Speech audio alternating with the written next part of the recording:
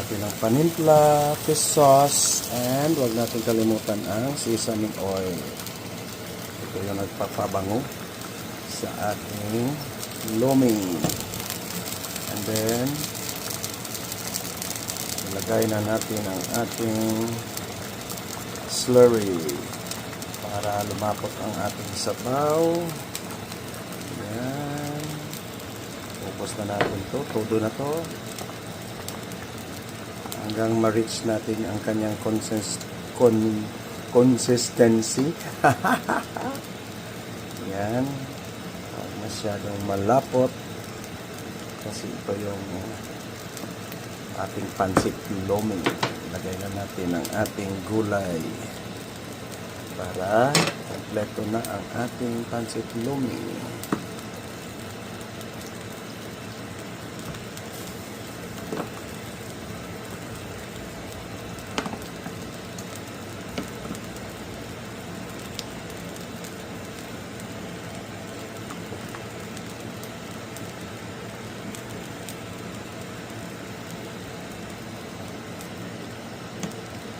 Simpleng pansit lomi lang ito guys. Wala na siyang maraming mga sahog.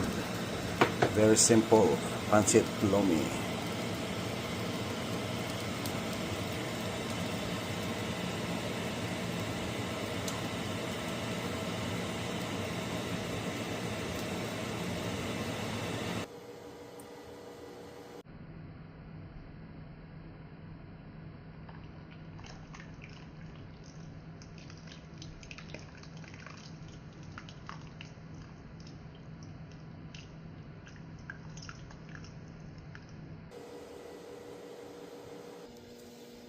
Now, at the moment of truth, tikman na natin ang ating pansit lomi.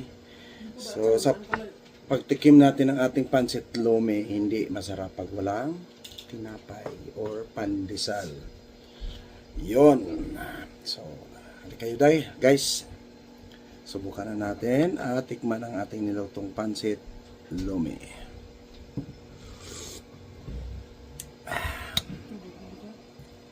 Sarap. So tamang-tama lang yung lapot ng sabaw natin. Tinatawag natin kanina na kailangan natin ma-reach yung kanyang consistency. At least nasabi na natin ang tama. Kanina mali-mali tayo. So, sabaw.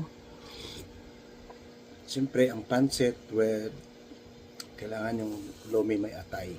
So, it's not fancy ngayon yung lomi natin kasi kailangan may mga meatballs pa sana yon, may mga lechon kawali sa taas, but this is only for our consumption dito sa bahay, so that's why yung pinakasimple lang muna niluto natin.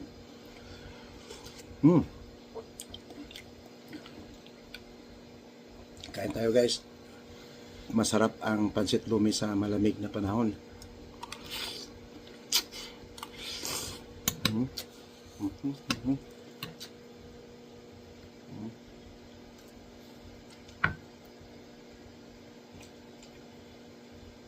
Enjoy na muna namin itong pagkain namin ng pansit lomi. At magluto na kayo kung mayroon kayong mga ingredients dyan na kompleto kagaya nito. Or mayroon kayong sariling version sa inyong pagluto ng pansit lomi. Maraming salamat at patuloy nyo guys na isupport ang ating channel, Jomer Channel, at saka yung ating Facebook page dito sa Jomer's Kitchenette. Magandang buhay!